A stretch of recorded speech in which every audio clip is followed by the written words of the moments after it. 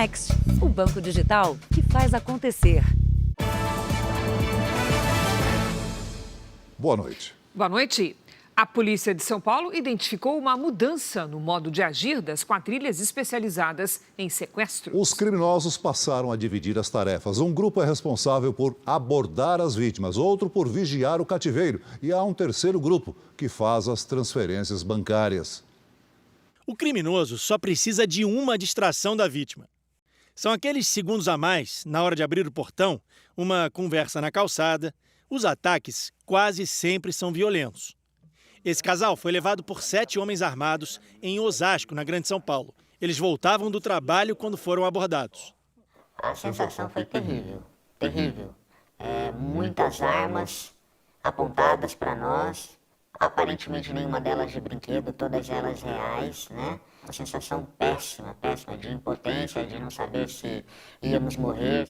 30 minutos dentro de um carro, sempre com os olhos vendados. O casal rodou com os sequestradores até ser levado para um cativeiro. Foram mais 17 horas de terror. Mandaram olhar para baixo o tempo todo, diziam que se eu levantasse o meu rosto ou tirasse a minha máscara que eles colocaram, nós iríamos morrer. Algumas vezes eles falavam que o interesse não era matar a gente, sim, apenas no dinheiro, mas a gente não conseguia acreditar que por tanto tempo na mão deles, a gente iria ainda conseguir sair vivo de lá. O cativeiro ficava a menos de 300 metros do local do sequestro. O que surpreendeu as vítimas é que nem os sequestradores sabiam exatamente para onde elas seriam levadas. A forma como se desenrolou o sequestro mostra que as quadrilhas se tornaram verdadeiras empresas do crime. Os sequestradores criaram uma estrutura organizada que envolve a contratação de criminosos terceirizados, tanto para sequestrar quanto para vigiar as vítimas. E tem mais, até o cativeiro é alugado, como se fosse um hotel. O criminoso liga para saber se tem vaga disponível. Eles têm uma distribuição de tarefa bem definida. Os criminosos que praticam arrebatamento não são os mesmos que ficam como carcereiros dentro do cativeiro. A pessoa que manipula o celular, eles chamam de tela. São as pessoas que têm um papel mais importante, são as pessoas que manipulam o celular das vítimas para fazer essas transferências bancárias. O casal foi levado para um cativeiro de quase 25 metros quadrados, com sala, quarto, cozinha, banheiro. As janelas fechadas com tapumes. As vítimas não viam o lado de fora, mas conseguiam ouvir as conversas dos criminosos. Havia sempre 3 sequestradores. O casal teve que fazer transferências por Pix e só foi libertado depois de perder R$ 10.500. Nessa nova modalidade de sequestro, as vítimas são escolhidas aleatoriamente, ficam menos tempo em poder dos criminosos e são libertadas antes da família desconfiar do sequestro. No tempo em que ficam no cativeiro, as vítimas são obrigadas a tirar fotos com a própria identidade. Foi assim que a quadrilha usou os dados desse homem para abrir uma conta bancária digital. Essa foto foi conseguida com exclusividade pelo Jornal da Record. Repare que a vítima está amarrada. Nessa ligação telefônica interceptada pela polícia, um criminoso pede ao vigia do cativeiro login e senha de uma vítima para acessar o aplicativo do cartão de crédito dela. Assim como você mandar os acessos da Pagin, o e-mail e a senha. Demorou, manda sim. Eu vou vincular na maquininha aqui que eu tô, mano. Para quem passou horas em poder de criminosos assim, fica o trauma difícil de superar. Toda noite eu sonho que eu estou sendo assaltada ou sequestrada, desde o dia do ocorrido. Veja agora outros destaques do dia. Desemprego no Brasil se mantém em queda e chega ao menor nível em 7 anos. Furacão Ian volta a atingir território dos Estados Unidos. No Chile, parte de estrutura de estádio desaba e deixa feridos. Empresário é morto com tiros de fuzil em carro de luxo. E a movimentação dos candidatos à presidência a 2 dias das eleições.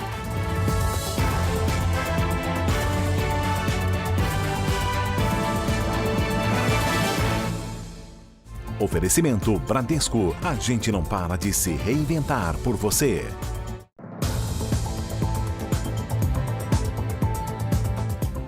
A polícia procura a responsável pela clínica estética do Rio de Janeiro, onde morreu Marise Silva de Souza após uma cirurgia. A auxiliar de serviços gerais foi enterrada hoje.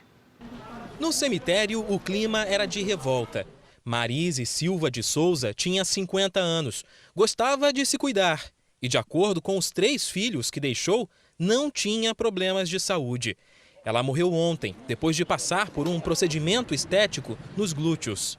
Para minha mãe, ela falou que era uma doutora, que era uma médica e uma esteticista. Minha mãe acabou caindo na armadilha dela. A polícia esteve hoje na clínica que fica em Santíssimo, na zona oeste do Rio de Janeiro. A esteticista responsável pelo procedimento não foi mais encontrada.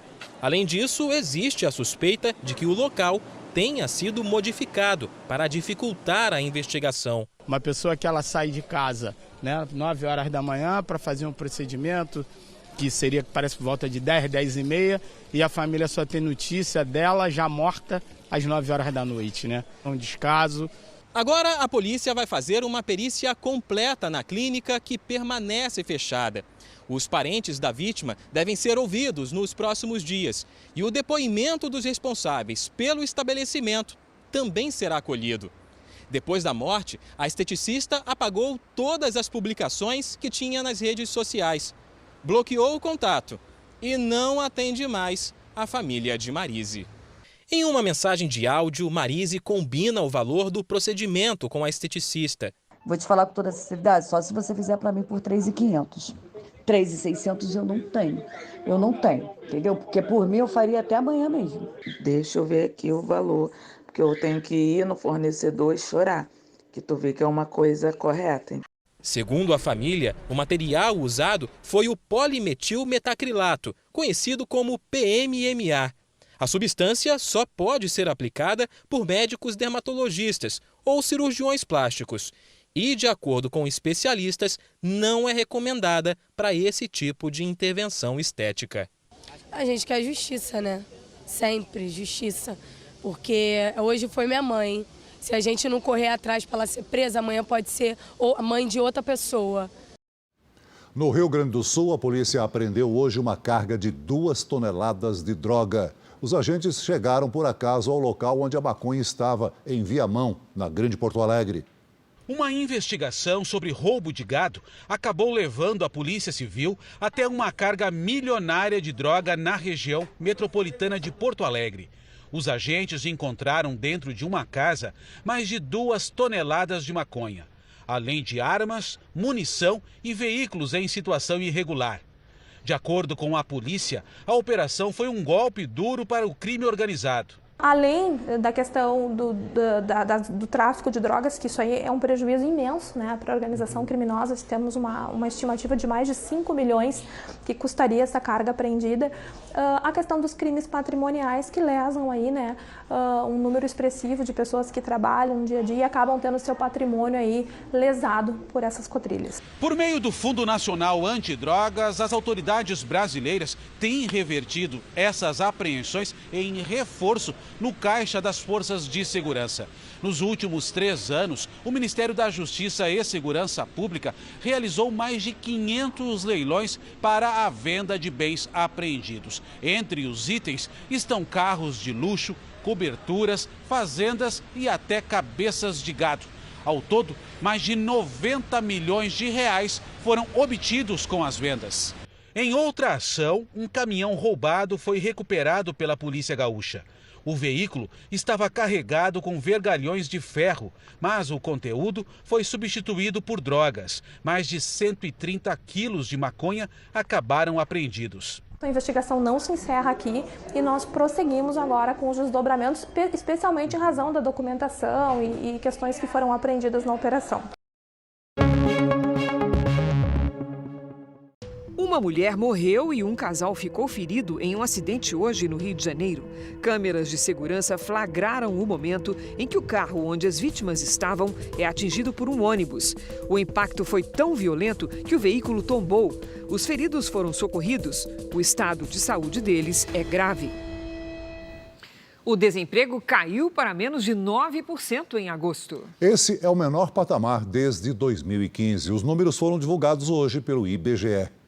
A Daniela ficou só um mês sem trabalho e logo foi aprovada numa seleção de candidatos. Foi um processo muito rápido. Eu já fiz a entrevista com a minha gerente, e logo depois com RH. Então foi um processo de mais ou menos uma semana. Ela foi uma das 40 pessoas contratadas pela clínica odontológica na Grande São Paulo, em agosto.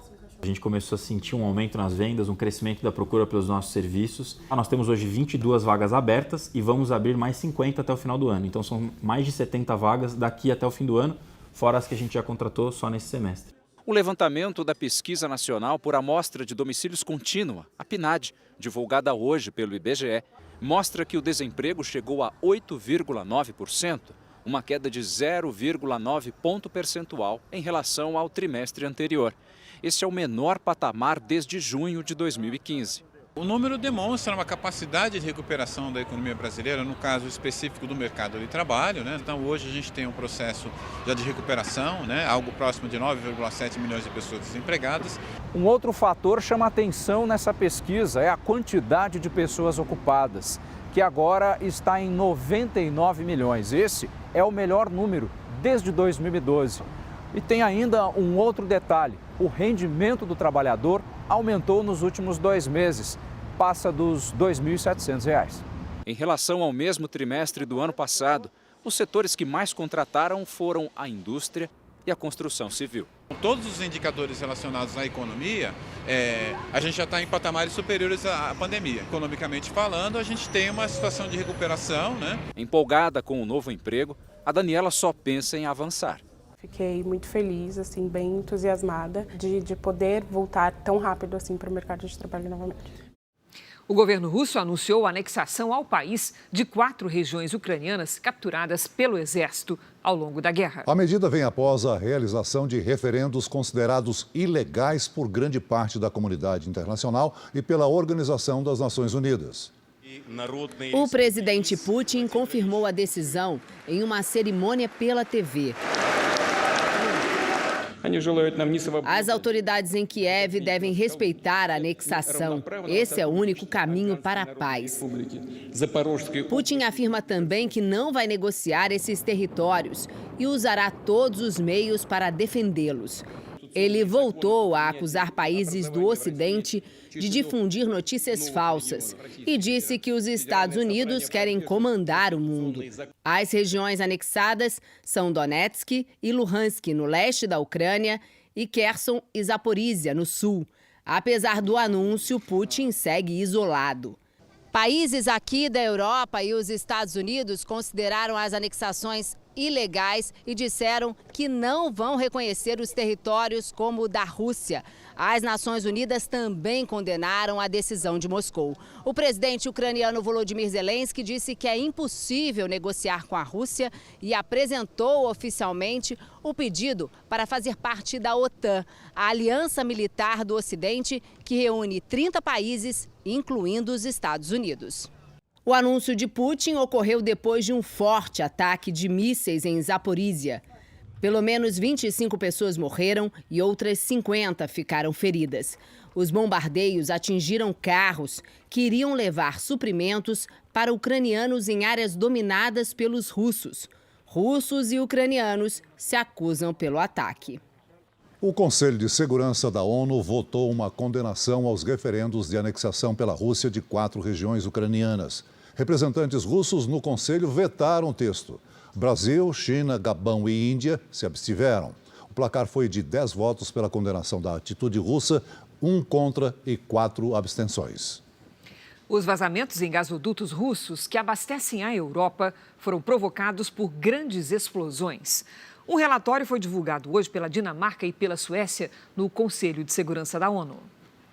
De acordo com as investigações, houve uma ação proposital e ainda não há indícios de quem seja o responsável. Estados Unidos e Rússia trocam acusações. O vazamento provocou bolhas gigantescas na região do Mar Báltico. Enquanto isso, ministros da União Europeia fecharam um acordo para reduzir a crise energética. O plano inclui o racionamento obrigatório de energia em horários de pico e impostos sobre empresas com gastos excessivos. Veja a seguir, furacão Ian volta a atingir território dos Estados Unidos. E veja também, gangue da cotovelada assusta motoristas no centro de São Paulo.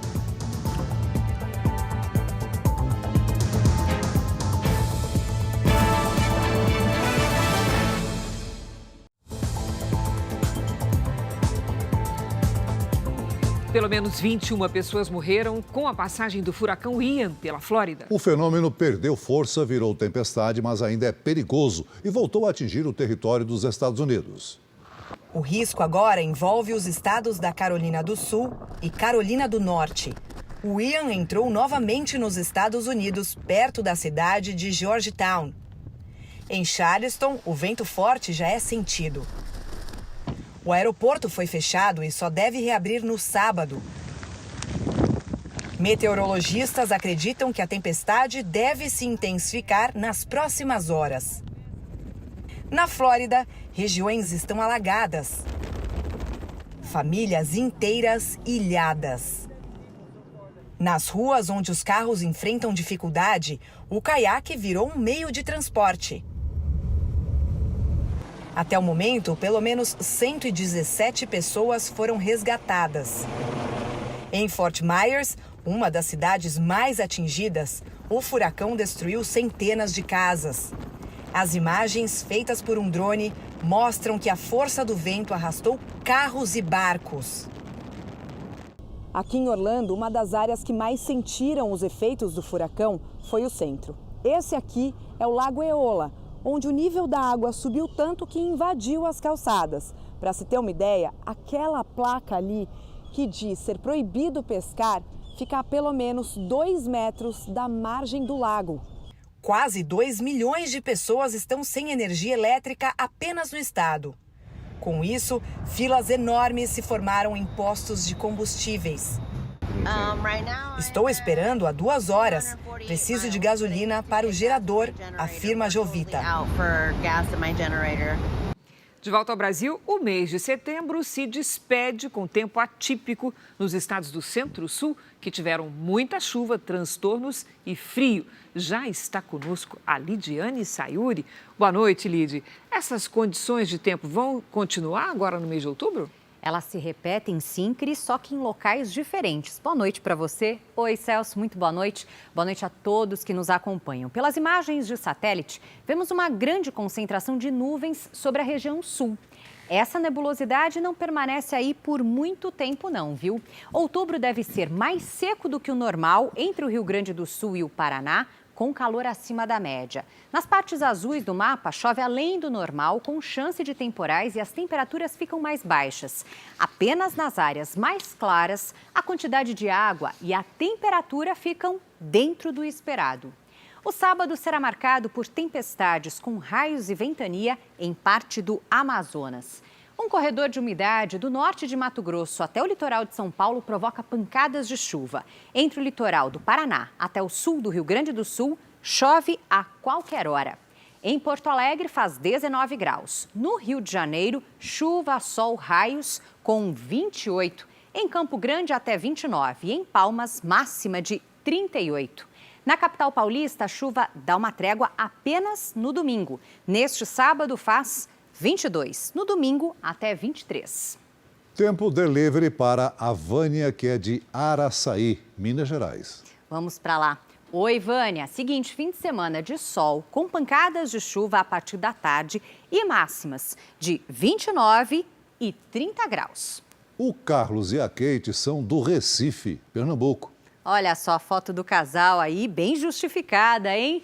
Parabéns, Carlos e Kate, pelos 14 anos de casamento. Como vocês perguntaram, se vocês não se importarem em tomar uma chuvinha rápida pela manhã, podem comemorar ao ar livre sim. Fim de semana de sol, chuva passageira e 27 graus. Faça como eles e peça previsão personalizada para qualquer cidade do Brasil e do mundo com a hashtag #VocêJR. Cris, Celso, bom fim de semana. E bom voto para você domingo, Lidy. Para nós. Capricha. Para você também, Dri. A seguir, parte de estrutura de estádio de futebol desaba e deixa feridos no Chile. E veja também, torcedores do São Paulo tentam chegar à Argentina para a final da Copa Sul-Americana.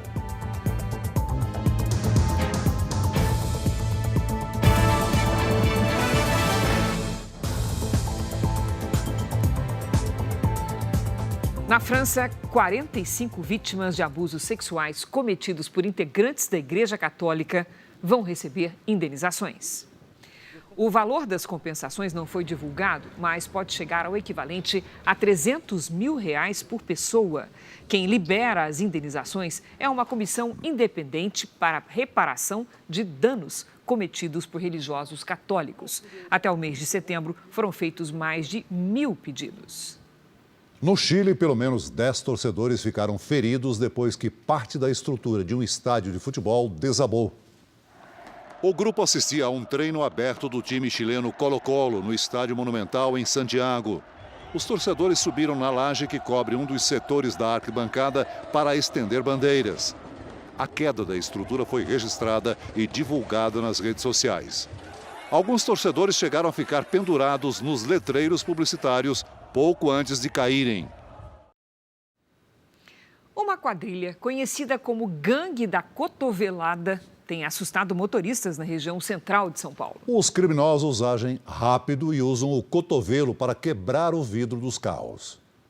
Era mais um dia de trabalho do motorista de aplicativo Rafael Gomes. Em poucos segundos, o ataque. Com o cotovelo, um criminoso quebra o vidro do carro e tenta levar o celular. Um elemento parou do meu lado esquerdo para pedir alguma coisa. No momento que eu virei o meu rosto, um segundo elemento deu uma cotovelada no vidro, tentou subtrair meu celular, só que eu tive o reflexo de dar um soco na mão dele e ele derrubar o celular no assoalho do carro. Ele levava uma passageira no momento do ataque, que foi no mesmo local deste outro vídeo. Repare, enquanto um rapaz se aproxima da porta do motorista, o outro assaltante já está no outro lado do passageiro e ataca. São pessoas que agem em conjunto, de 3, 4 até 5 pessoas, para praticar o ato final, que é a quebra do vidro do veículo.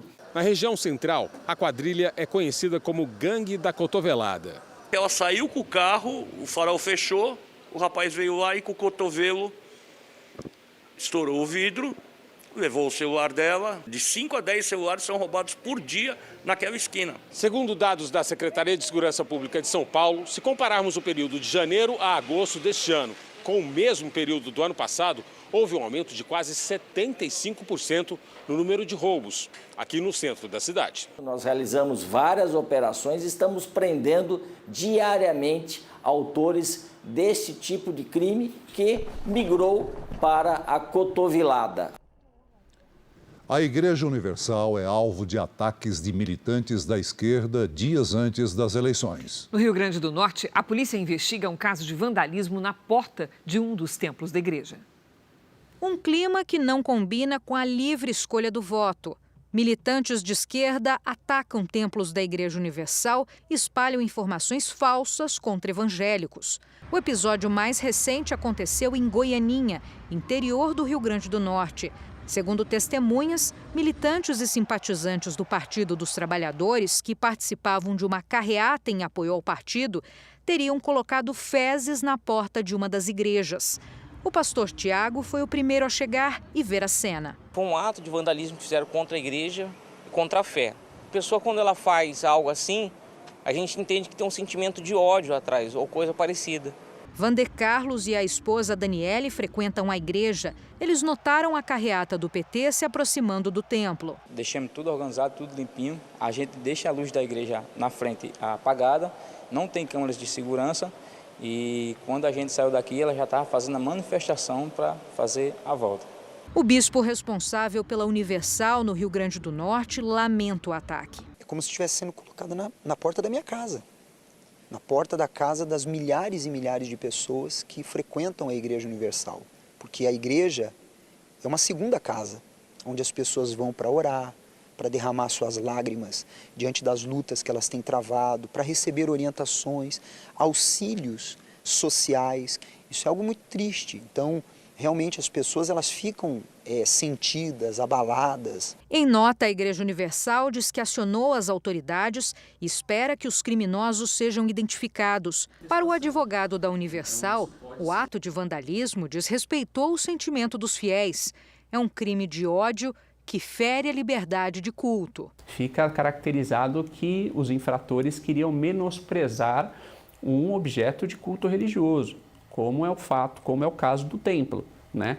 Então, no nosso entender, houve ali uma violação ao sentimento religioso, que é justamente o que protege essa tutela penal. Ali na fachada da igreja é um fato típico de vilipêndio, que é o previsto no artigo 208 do Código Penal, que diz justamente vilipendiar ato ou objeto de culto religioso.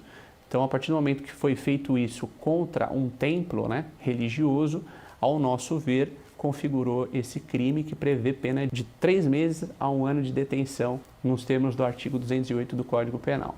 A polícia do Rio Grande do Norte investiga o caso. O Partido dos Trabalhadores afirma desconhecer qualquer relação entre a carreata e o vandalismo na porta do templo e espera que os fatos sejam esclarecidos e os responsáveis punidos. Em São Paulo, o candidato a deputado federal, Guilherme Boulos, do PSOL, fez uma postagem em que associou um núcleo de oração da Universal a partidos de esquerda, como se as pessoas do núcleo de oração apoiassem os candidatos. Uma faixa foi colocada sem autorização na frente da casa de Dona Selma. Ela ficou indignada com a situação. Colocaram um banner na minha casa de um candidato que eu nem conheço e nem quero saber. E eu me surpreendi com isso. Por quê? Eu defendo a família. A minha família defende a família. Nós somos cristãs, né? E eu não aceito esse tipo de coisa. Eu estou aqui revoltada. Segundo a Universal, se trata de uma tentativa vergonhosa de enganar os evangélicos. A igreja disse ainda que vai denunciar o PSOL à Justiça Eleitoral. No mês passado, a deputada federal Gleisi Hoffmann, presidente nacional do PT, publicou no próprio perfil em uma rede social uma montagem com a foto de um culto na sede da Universal, em que aparece o ex-presidente Lula. A imagem foi usada sem autorização e dá a falsa sensação de apoio ao partido e ao candidato, o que não é verdade. Nessa semana também foram identificados panfletos como esse, com fake news, em São Paulo, Porto Alegre, Rio de Janeiro e Manaus. O símbolo da Igreja Universal foi usado sem autorização para pedir votos ao candidato do PT à presidência. Episódios assim, de mentiras, de violência e de intolerância religiosa contra a Universal já aconteceram outras vezes, inclusive fora do país, nas eleições de 2018 no Chile, pouco antes do segundo turno. Frases agressivas foram pichadas por supostos militantes de esquerda na fachada de um dos templos da Universal da capital do país, Santiago. Para especialistas em direito internacional, atos de intolerância religiosa se tornaram realidade no exterior e aqui no Brasil. Os locais de cultos religiosos são locais representativos para os fiéis, independentemente da religião, são protegidos pela lei, já que são locais de devoção. Percebo que é uma maneira de tentar silenciar as igrejas, especialmente as igrejas evangélicas, que é o caso da Igreja Universal, que tem um trabalho assistencial muito grande, tem um trabalho junto às comunidades, entra em todos os lugares. Para o presidente da União Nacional das Igrejas e Pastores Evangélicos, atos assim têm o objetivo de agredir e provocar medo em quem pensa diferente. Estão envolvendo a igreja na disputa eleitoral, né? A igreja ela é conservadora, ela preserva os princípios da família. Então, há um crescimento desse pensamento e a esquerda quer combater. Ao invés de combater isso no diálogo, no debate, quer combater nos ataques. O jurista Ives Gandra Martins lembra que a Constituição brasileira garante a liberdade religiosa e condena a intolerância. Esses atos de vandalismo têm que ser reprimidos e punidos, que indiscutivelmente ferem a dignidade do povo brasileiro e ferem tudo que está na Constituição que garante a liberdade religiosa. Lembrando-se o que é mais importante, que o preâmbulo da Constituição diz que toda a Constituição foi promulgada, tudo que está na Constituição foi promulgado, lá está escrito, sob a proteção de Deus. Nós procuramos o candidato Guilherme Boulos do PSOL, mas ele preferiu não se manifestar. A presidente nacional do Partido dos Trabalhadores, Gleisi Hoffmann, afirmou em nota que a postagem foi retirada do ar. Veja a seguir a agenda dos candidatos à presidência da República a 2 dias das eleições. E também a polícia investiga assassinato de empresário no interior de São Paulo.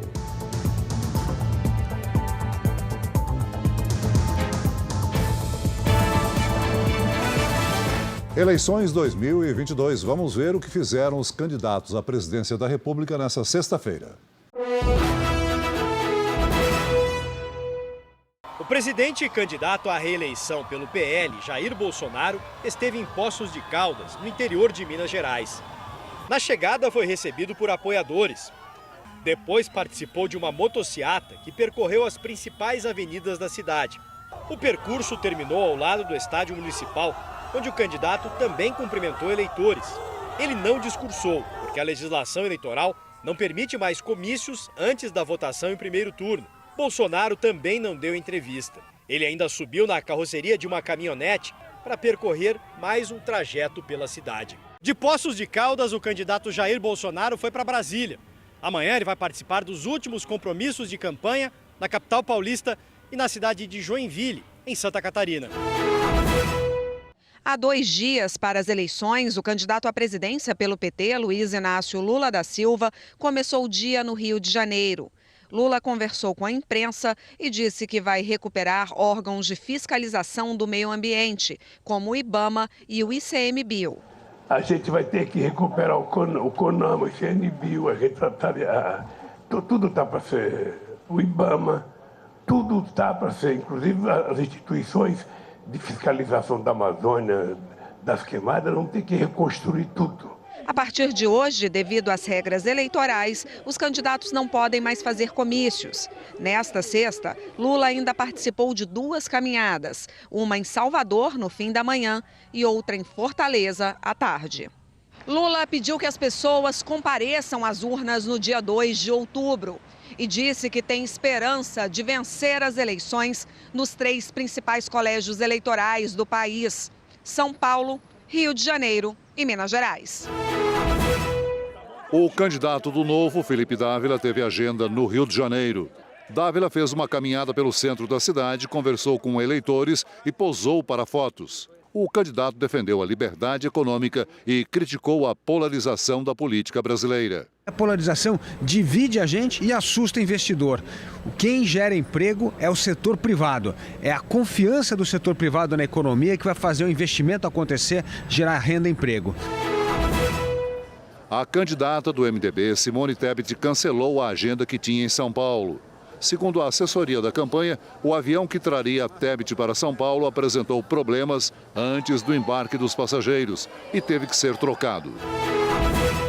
Ciro Gomes, do PDT, cumpriu a agenda nesta sexta-feira em Sobral, no Ceará, berço político do candidato. Ao lado de candidatos apoiados por ele, Ciro percorreu as ruas da cidade. Essa é a segunda vez que ele participa de eventos no Ceará, desde o início da campanha. O que eu vim aqui foi fazer o que eu fiz a vida inteira, lutar pelo melhor para o meu povo, lutar pelo melhor para o Ceará. Se eu morrer muito velho, ainda vou morrer devendo todas as honras que eu tive. A candidata Soraya Tronic, do União Brasil, teve reunião com a equipe de campanha e deu entrevistas a canais da internet. Kelmon Luiz, do PTB, deu entrevista a um jornal e teve reunião fechada com lideranças.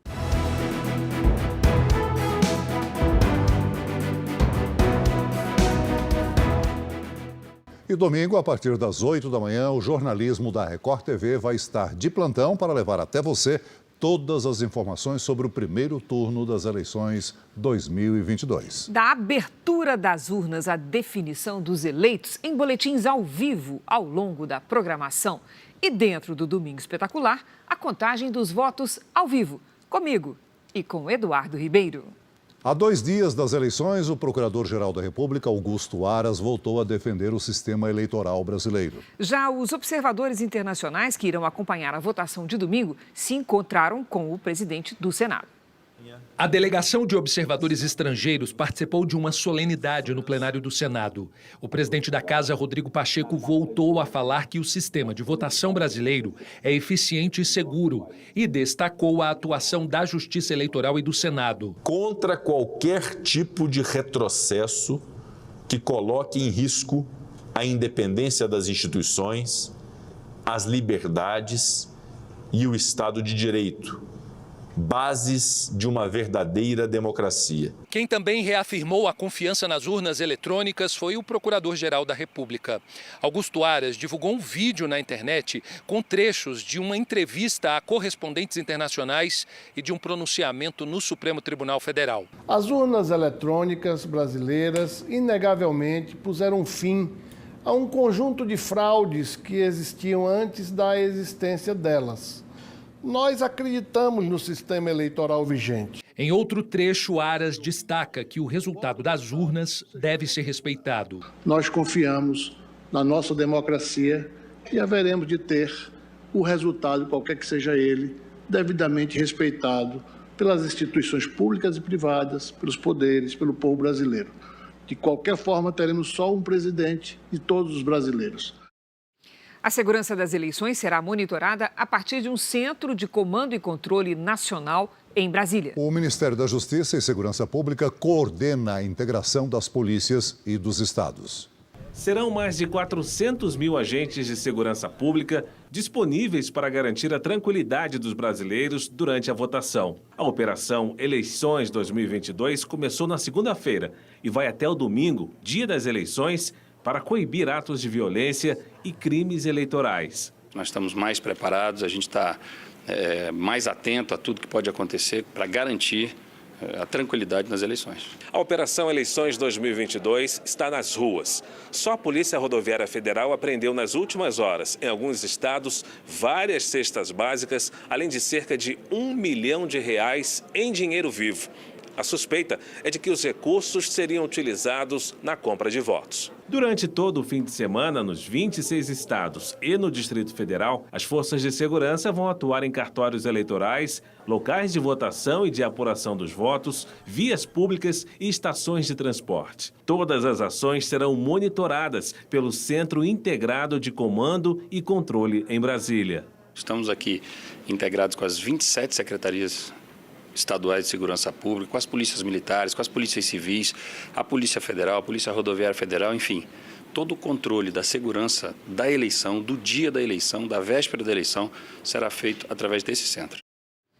Mais de 2.000 quilômetros separam a torcida do São Paulo da final da Copa Sul-Americana, que será amanhã na Argentina. Caravanas que saíram do Brasil continuam na estrada a caminho do estádio em Córdoba. Quem viaja de ônibus tenta controlar a ansiedade e incentivar o time a ganhar o título novamente após 10 anos. Para saber qual o time do coração do Renato, basta abrir uma gaveta do guarda-roupas. A gaveta dele toda é de camisa, camiseta e blusa do São Paulo. É o figurino São Paulo. Sempre que a gente pode, a gente usa, né? A paixão pelo São Paulo fez o torcedor passar a semana assim, ansioso. Ele vai acompanhar de perto a final da Copa Sul-Americana em Córdoba, na Argentina. Será amanhã à tarde contra o Independiente del Valle do Equador. O São Paulo voltar a figurar entre os grandes, sempre figurou, né? Mas figurar ali entre os campeões na América do Sul novamente, né? Ele fez questão de acompanhar o último treino do time antes da viagem.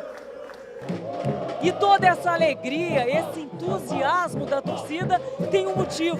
A última vez que o time do coração deles ganhou esse título foi em 2012. E agora, toda a expectativa é para que o São Paulo repita essa façanha em Córdoba, na Argentina. Acha que vai dar certo? Certeza, 2-1 São Paulo, sofrido.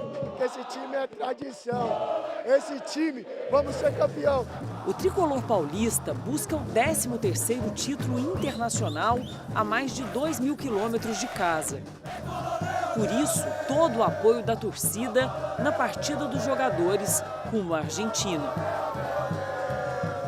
A noite fria e chuvosa não tirou o ânimo de quem embarcou nos ônibus. Uma viagem de quase 3 dias. Mais de 40 ônibus saíram de São Paulo rumo ao país vizinho, com mulheres e até crianças na caravana. Ser campeão, né? Essa é a expectativa. E vamos ser. O pessoal, a maioria dormindo. Florianópolis aqui. Preparada para o almoço agora. Descer aqui um pouquinho. Ferrando feito. Voltar para a estrada. Aí, vamos passar agora aqui na fronteira. Território argentino já, hein? Afinal, terá o apoio de uma torcida determinada e incansável, mesmo bem longe de casa. Em Nova Lima, Minas Gerais, uma fraude com falsos hóspedes e pousadas pode ter causado um prejuízo de 100 milhões de reais à mineradora Vale. O esquema era uma espécie de rachadinha com dinheiro da empresa destinado a moradores que viviam em uma área de risco. Os donos e 37 pessoas são suspeitos de participação em um esquema de rachadinha. Segundo a investigação, eles dividiam o valor da lavanderia e da alimentação que a mineradora Vale repassava mensalmente para as pousadas, que deveriam abrigar os desalojados.